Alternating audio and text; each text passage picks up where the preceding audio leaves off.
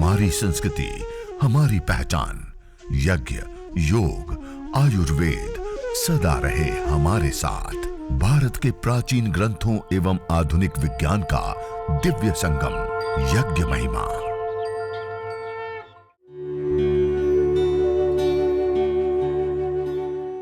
भारतीय संस्कृति में यज्ञ, योग एवं आयुर्वेद जैसी अमूल्य विद्याएं हैं, जिसका मूल है वेद।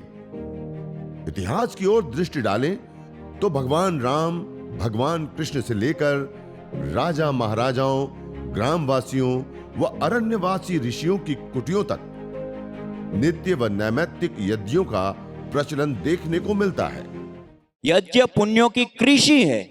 हाँ, अथाह पुण्य प्राप्त होते और पुण्यों के आधार पे ही हमें जीवन और ये जगत है सारी सुविधाएं और ये सारी चीजें, अनुकूलता प्रतिकूलता सब उसी के आधार पे हमें प्राप्त होती है। तो अच्छा जीवन और अच्छा सुविधाएं चाहिए, तब भी हमें पुण्य चाहिए, और वो पुण्य बढ़ाना हो तो उसका भी केंद्र क्या है? यज्ञ है। और उसके साथ साथ एक विशेष लाभ हमें प्राप्त होता है, चिकित्सा लाभ। क्या लाभ प्राप्त होता है? चिकित्सा लाभ। देखिए, हवन के अंदर जो हम अलग अलग जड़ी बूटियों की आहुतियां देते हैं ना, वो अलग अलग जड़ी बूटियों की आहुति देने पर अलग अलग फाइटोकेमिकल्स, अलग अलग द्रव्य वायुमंडल के अंदर आते हैं। आज हम एलोपैथी की दवाइयां खाते हैं ना, उसके लिए एक मेथड होता है दवाई बनाने के लिए। उसमें GCMS, HPLC, कुछ ऐसे मेथड होते हैं। चीजों को माइक्रो लेवल पर एनालाइज किया जाता है और उसके बाद उसमें पता लगाया जाता है कि कौन कौन से कंपोनेंट कितनी मात्रा में हैं और कौन सा कंपोनेंट क्या एक्टिविटी, क्या प्रभाव, क्या लाभ दे सकता है। वो सारी चीजों को करने के बाद दवाइयां बनाई जाती हैं। इसी आधार पे जब हवन के अंदर हम अलग अलग जड़ी बूटियों की गाय के घी के साथ आहुति देने पर जो धूम्र उठता है, उसको जब एनालाइज किया गया तो आपको जानकर के आश्चर्य होगा, उसके अंदर हमारे पूरी बॉडी को स्वस्थ बनाने के लिए एंटीऑक्सीडेंट कंपोनेंट्स हम लेते हैं ना, एंटीऑक्सीडेंट कंपोनेंट भी होता है, एंटी ब्यूटाजेनिक कंपोनेंट्स भी होते हैं, एंटी एंजियोजेनिक कंपोनेंट्स भी होते हैं, एंटी ट्यूबरकोल कंपोनेंट्स भी होते हैं, और इस प्रकार से अलग अलग कई सारे एक साथ कंपोनेंट्स, मॉलिक्यूल्स इस यज्ञ के धूम्र के अंदर पाए जाते हैं। मानिए यज्ञ का धूम्र विशुद्ध मेडिसिन होता है। तो इस प्रकार ये जो छोटा सा यज्ञ हम करते हैं, हवन करते हैं, उससे कितने लाभ हो गए? कितने लाभ हो गए आप बताएंगे माताएं? वायु प्रदूषण से बचाओ, माइक्रोबायोलॉजिकल प्रदूषण से बचाओ, रेडिएशन से बचाओ, और हमारा सबसे ज्यादा और सबसे इंपॉर्टेंट आहार होता है उसका शोधन, पोषण, संवर्धन, उसको मेडिकेटेड करना, उससे हमारे रोग ठीक होना। और भी इस प्रकार से इस छोटे से यज्ञ को करने पर कई सारे विभिन्न अलग अलग लाभ होते हैं। पंचभूतात्मक यह देह से लेकर के पंचभूतात्मक इस संपूर्ण ब्रह्मांड में श्वास और संतुलन कायम करने का कार्य भी यही यज्ञ, हवन, अग्निहोत्र करता है। तो ऐसे छोटे से यज्ञ से इतने सारे लाभ होते हैं, तो इस यज्ञ को हमें करना चाहिए, नहीं करना चाहिए? इतना छोटा सा यज्ञ करेंगे तो हमारा भी और हमारे पूरे परिवार का स्वास्थ्य उन्नत होगा।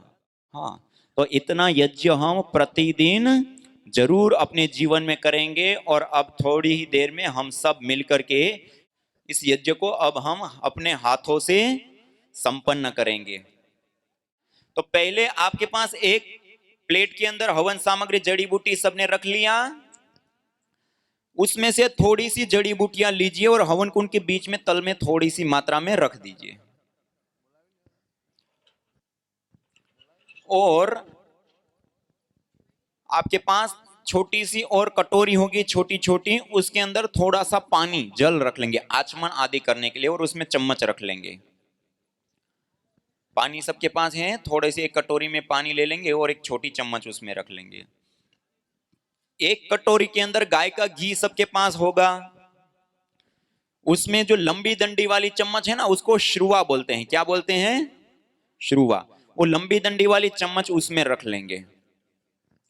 इससे अतिरिक्त हवन कुंड के अंदर हम 4 समिधाएं, 2 आडी ऐसे रखिए, आडी छोटी छोटी समिधाएं, और 2 ऐसे खड़ी, 4 समिधाएं अंदर हवन कुंड में व्यवस्थित रूप से छोटी छोटी लकड़ी लगा लीजिए।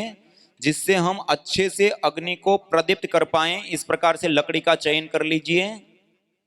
इससे अतिरिक्त 4 लकड़ी लीजिए, छोटी छोटी, इतनी इतनी, देखिए इतनी छोटी 4 लकड़ी लेकर के उसको हल्का थोड़ा थोड़ा पतला गाय का घी लगा करके जो आपकी जड़ी बूटी की थाली है उसके अंदर रख लीजिए।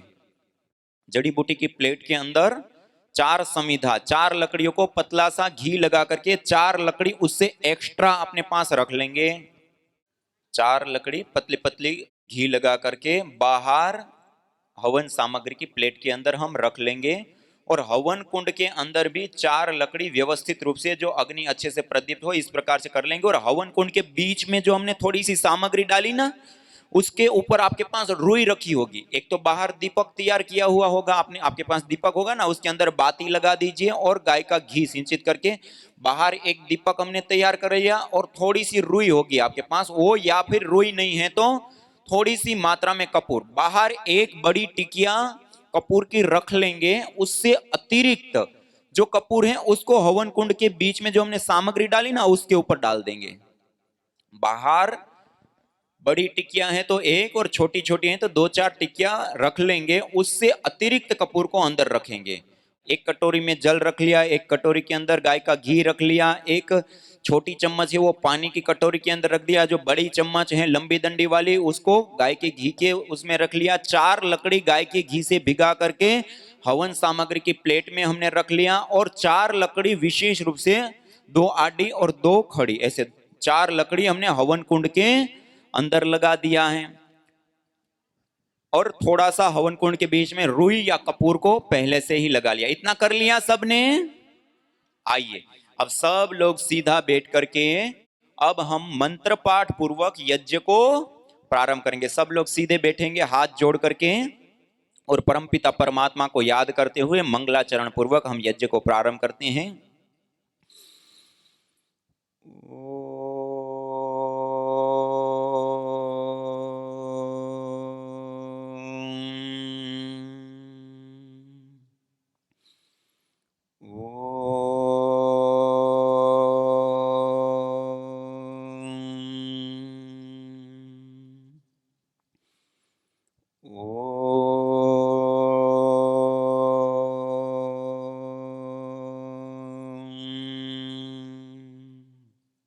तीन बार ओमकार का उद्घोष मंगलाचरण के बाद अब अपनी दाएं हाथ की अंजलि में, राइट हैंड, जमना हाथ की अंजलि में पानी लीजिए 1 चम्मच। और मंत्रोच्चारण के बाद इस जल को पीना है, आचमन करना है। और आचमन करने के बाद हाथ को सिर के ऊपर नहीं ले जाना, वापस लाएंगे, दोबारा जल लेंगे। ऐसे 3 मंत्र से 3 बार हम आचमन करेंगे। ओम अमृतोपस्तरणमसि स्वाहा। दूसरी बार जल लेंगे। ओम अमृतापिधानमसि स्वाहा। तीसरी बार जल लेंगे। ओम सत्यम यशः श्रीर्मयि श्री श्रयताम स्वाहा।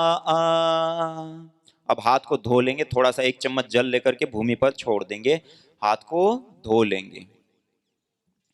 हस्त प्रक्षालन करने के बाद अब लेफ्ट हैंड में, बाएं हाथ में, दाबा हाथ की अंजलि में 1 चम्मच जल लेंगे। और राइट हैंड, जमना हाथ की मध्यमा और अनामिका 2 उंगलियों को उस जल में स्पर्श करते हुए अब हम मंत्रोच्चारण पूर्वक एक एक इंद्रिय का स्पर्श करते हुए उस इंद्रिय की पवित्रता और शुद्धिकरण और शक्ति की प्रभु से प्रार्थना और कामना करते हुए हम अंग स्पर्श करेंगे। ओम वांगमा आस्यस्तु। ओम नसोर्मे प्राणोऽस्तु। ओम अक्ष्णोर्मे चक्षुरस्तु। ओम कर्णयोर्मे श्रोत्रमस्तु। ओम बाह्वोर्मे बलमस्तु। ओम ऊर्वोर्म ओजोस्तु। ओम अरिष्टानि मिंगानि तनुस्तन्वा में सह संतु। शरीर के सभी अवयवों के ऊपर, अंगों के ऊपर जल का छिड़काव कर देते। यह पवित्रीकरण और शुद्धिकरण की महत्वपूर्ण प्रक्रिया दोहराई। इसके बाद हम सीधा भी यज्ञ प्रारंभ कर सकते हैं। ईश्वर स्तुति, प्रार्थना, उपासना, वेद के 8 विशेष मंत्र होते हैं। तो आइए सब लोग हाथ जोड़ करके सीधे बैठ करके मेरे साथ वेद मंत्र का पाठ करने का प्रयास करेंगे। ईश्वर की स्तुति, प्रार्थना और उपासना हम करेंगे। अथ ईश्वर स्तुति प्रार्थनोपासना। ओम विश्वानि देव सवितर्दुरितानि परासुवा यद्भद्रं तन्न आसुवा। ओम हिरण्यगर्भः समवर्तताग्रे भूतस्य जातः पतिरेक आसीत् सदाधार पृथिवीं द्यामुते मां कस्मै देवाय हविषा विधेम। ओम य आत्मदा बलदा यस्य विश्व उपासते प्रसिसम्यस्य देवाः यस्य छायामृतं यस्य मृत्युः कस्मै देवाय हविषा विधेम।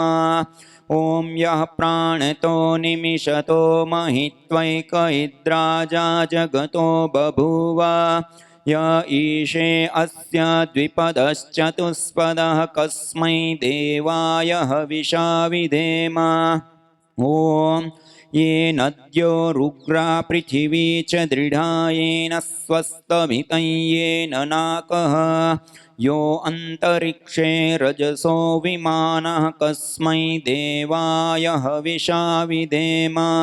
ओम प्रजा आपतेन त्वदेतान्यन्यो विश्वा आजातानि परिता बभूव यत्का आमास्ते जुहुमस्तन्नो अस्तु वयं स्या आमपतयोरयीणाम्।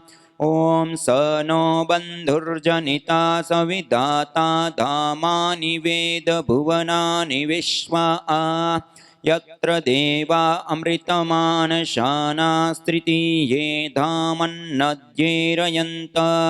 ओम अग्नेनय सुपथाराये अस्मान् विश्वानि देव वयुनानि विद्वान् युयोध्यस्मज्जुहुराणमेनो भूयिष्ठान्ते नम उक्तिं विधेम। इतीश्वरस्तुति प्रार्थनोपासना।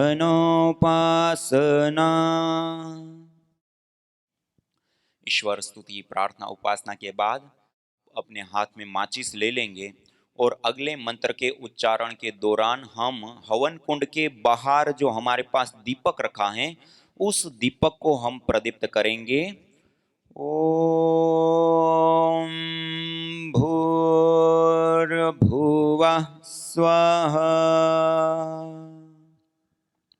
सभी लोगों ने दीपक प्रदीप्त कर लिया। उसके बाद आपके पास जो लंबी डंडी वाली चम्मच है ना, श्रुवा, उस श्रुवा के अंदर कपूर रख लीजिए।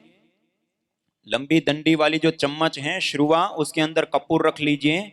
अगले मंत्र के उच्चारण के दौरान दीपक के माध्यम से उस कपूर को प्रदीप्त करेंगे और मंत्रोच्चारण के पश्चात हवन कुंड के बीच में उस अग्नि का आधान करेंगे।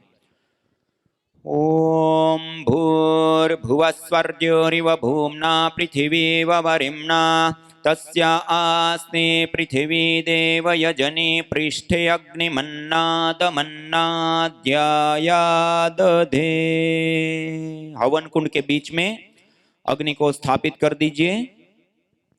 हवन कुंड के बीच में अग्नि को स्थापित करके अब जो हमने 4 लकड़ी रखी थी ना गाय के घी से युक्त करके, उसमें से एक लकड़ी उठा करके उसके ऊपर आड़ी रख दीजिए। जो नीचे से उठ रही अग्नि की लो है वो उसको टच हो, इस प्रकार आड़ी रख देंगे। नीचे से जो उठ रही अग्नि की लो है वो सीधी लकड़ी को टच हो, ऐसे एक लकड़ी ऊपर आड़ी लगा देंगे और अगले मंत्र के उच्चारण के दौरान 2 से 3 गाय के घी की आहुति देंगे। ओम उद्बुद्ध्यस्वाग्ने प्रतिजागृहे त्वमिष्टा पूर्ते सगं सृजेथा मयञ्च। अस्मिन् सदस्थे अद्युत्तरस्मिन् विश्वे देवा यजमानश्च सीदत। 2 से 3 गाय की घी की आहुति सबने दी। हाँ, अब इस अग्नि को समीधा ऐसे लगाना है और गाय का घी की आहुति ऐसे देनी है कि इस अग्नि को अब हमें बूझने नहीं देना है।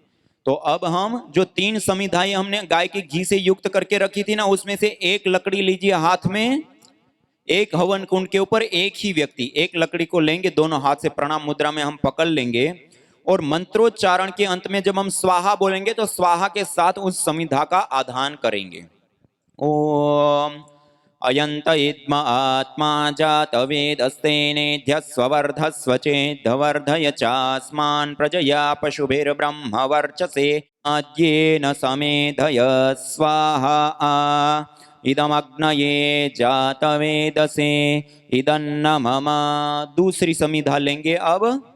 ओम समिधाग्निं दुवस्यत घृतेर्बोधयता तिथिम् आस्मिन् हव्या जुहोतन सुसविद्धाय शोचिषे घृतं तीव्रं जुहोतन अग्नये जातवेदसे स्वाहा इदमग्नये जातवेदसे इदन्न मम।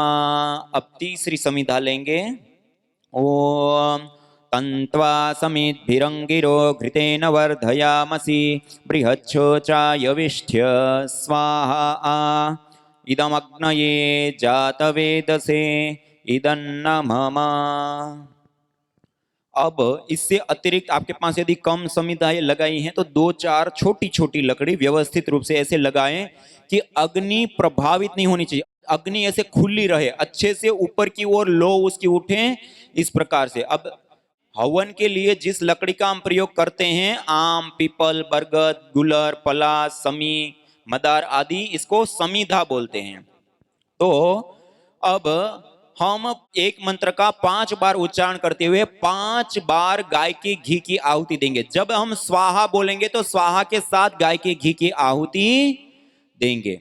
ओम अयंत इद्म आत्मा जात वेदस्तेनेध्य स्ववर्धस्व चेद्धवर्धय चास्मान् प्रजया पशुभिर्ब्रह्म वर्चसे नान्नाद्येन समेधय स्वाहा इदमग्नये जातवेदसे इदन्न मम। ओम अयंत इद्म आत्मा जात वेदस्तेनेध्य स्ववर्धस्व चेद्धवर्धय चास्मान् प्रजया पशुभिर्ब्रह्म वर्चसे नान्नाद्येन समेधय स्वाहा इदमग्नये जातवेदसे इदन्न मम। ओम अयंत इद्म आत्मा जात वेदस्तेनेध्य स्ववर्धस्व चेद्धवर्धय चास्मान् प्रजया पशुभिर्ब्रह्म वर्चसे नान्नाद्येन समेधय स्वाहा इदमग्नये जातवेदसे इदन्न मम। ओम अयंत इद्म आत्मा जात वेदस्तेनेध्य स्ववर्धस्व चेद्धवर्धय चास्मान् प्रजया पशुभिर्ब्रह्म वर्चसे नान्नाद्येन समेधय स्वाहा इदमग्नये जातवेदसे इदन्न मम। ओम अयंत इद्म आत्मा जात वेदस्तेनेध्य स्ववर्धस्व चेद्धवर्धय चास्मान् प्रजया पशुभिर्ब्रह्म वर्चसे नान्नाद्येन समेधय स्वाहा इदमग्नये जातवेदसे इदन्न मम।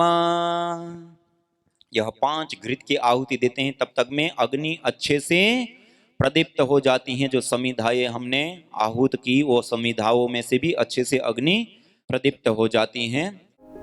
जो तुम चाहते हो रोगों से छुटकारा तो लो नियमित यज्ञ का सहारा। यज्ञ की यह शुद्ध हवा सब रोगों की है दवा। आयुर्वेद ग्रंथों में यज्ञ को देवीय चिकित्सा कहा है और कहा आयुर्वेदेषु यत् प्रोक्तम यस्य रोगस्य भेषजम् तस्य रोगस्य शांत्यर्थम तेन तेनेव होमये। अर्थात आयुर्वेद के अंदर जिन रोगों की शांति के लिए जिन जिन औषधीय द्रव्यों का सेवन करने के लिए कहा जाता है, उन्हीं द्रव्यों से हवन करने पर वह रोग हमारे शांत हो जाते हैं, दूर हो जाते हैं, नष्ट हो जाते हैं। अतः आइए हमारे ऋषियों द्वारा प्रदत्त देवीय चिकित्सा यज्ञ को अपनाएं और अपने स्वास्थ्य को समृद्ध बनाएं।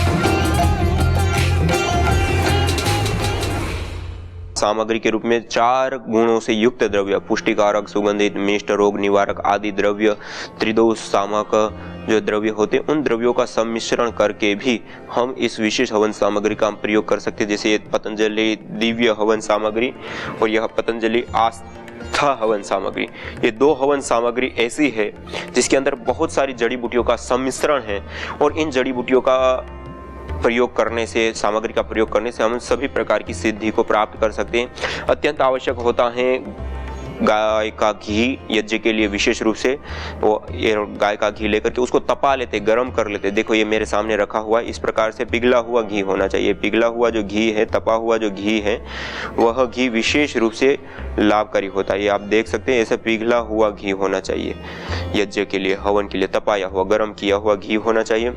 और यदि ये सामग्री आपके पास नहीं है तो हर घर में चावल तो रहता ही है, ये चावल का आप प्रयोग ले सकते हैं। चावल त्रिदोष सामक आयुर्वेद ग्रंथों में बताए गए हैं और अक्षत के माध्यम से हमारे शास्त्रों में यज्ञ करने की बहुत बड़ा विधान और जगह जगह पे इसका वर्णन मिलता है कि हम चावल के माध्यम से हवन करें, या सामग्री दूसरी भी बनाते तो उसके अंदर भी अभिन्न हिस्सा होता है यह चावल का, अक्षत होने चाहिए, टूटे हुए ना हो। दूसरा यह काले तिल है मेरे पास रखे हुए, ये काले तिल के अंदर भी भरपूर मात्रा में अलग अलग गुण पाए जाते हैं। इन काले तिलों का प्रयोग हम यज्ञ में अवश्य करें। इसकी एक सुरभि, एक सुगंधी भी विशेष प्रकार की होती है, इसके अंदर एक विशेष तेल भी पाया जाता है, वह तेल भी संयोग वाहक के रूप में भी कार्य करता है। जैसे आयुर्वेद में गाय का घृत, शहद और तिल का तेल, इन सबको संयोग वाहक के रूप में देखा गया। जिस चीज के साथ आप मिला देते हैं उनके गुणों को भी कई गुना बढ़ाते हैं और अपने गुणों को भी खोते नहीं है। और ये काले तिल से हवन करने के लिए हमारे शास्त्रों में काफी वर्णन मिलता है कि खाली तिल से भी हम हवन कर सकते हैं। और इसी प्रकार से यह मेरे पास मिश्री रखी हुई है, इस मिश्री का भी प्रयोग हम विशेष रूप से कर सकते हैं। ये मिष्ट पदार्थ के अंदर इसकी जगह पे गुड़ है तो और अच्छा है, गुड़ का प्रयोग ले सकते हैं। मिश्री है, खांड है, या और भी जो मीठे पदार्थ प्राप्त होते हैं, वो छुआरे आदि से लेकर के जो अलग अलग द्रव्य होते हैं, तो उनको भी हम थोड़ी सी मात्रा में मिला सकते हैं। लेकिन यदि अपने पास मिश्री, खांड, बूरा जिसको बोलते हैं, या फिर जो भी मीठे द्रव्य होते हैं, थोड़ा सा मीठा द्रव्य भी हम इसके साथ मिला देते हैं तो और ज़्यादा विशेष करके लाभकारी और उपयोगी होता है। और यह मेरे सामने रखा है गुग्गुल, एक विशेष औषधि के रूप में यह देखा गया है। यह गुग्गुल तीनों दोषों का शमन करने वाला होता है। इसके अंदर पुष्टिकारक गुण भी होता है, रोग निवारक गुण भी होता है और विशेष करके एक सुगंधी गुण भी होता है। तो सामग्री के अंदर जो सामान्य रूप से कहा गया है कि 4 प्रकार से गुणों से युक्त जो द्रव्य होते हैं उन द्रव्यों का प्रयोग करना होता है, तो उसमें एक गुग्गुल और काले तिल और चावल, ये 3-4 द्रव्य ऐसे विशेष हैं जिसका हम हवन सामग्री के रूप में प्रयोग ले सकते हैं। और ये हर घर में हमें पाए जाते हैं। तो इसमें से कोई एक चीज मिल गई तो उससे भी हम हवन कर सकते, 2 मिल गई तो उसका सम्मिश्रण करके हवन कर लिया, और भी चीजें मिल गई तो उसको भी हमने साथ में मिला करके भी हम हवन यज्ञ संपन्न कर सकते हैं।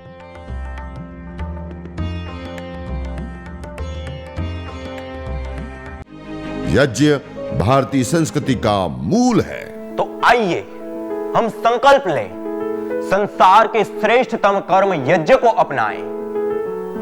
पिंड और ब्रह्मांड में संतुलन कायम करने वाले यज्ञ को अपने जीवन का अभिन्न अंग बनाएं एवं प्रकृति मां के प्रति अपने ऋणों को अदा करें। विश्व स्वास्थ्य का एक नारा, यज्ञ से होगा जग उजियारा। भारतीय संस्कृति की अमूल्य विरासत यज्ञ की महिमा को जानने हेतु वैदिक चैनल पर प्रतिदिन प्रातः एवं सायं 11:30 बजे यज्ञ महिमा कार्यक्रम से जुड़े। विशेष जानकारी हेतु संपर्क करें मोबाइल 9068565306।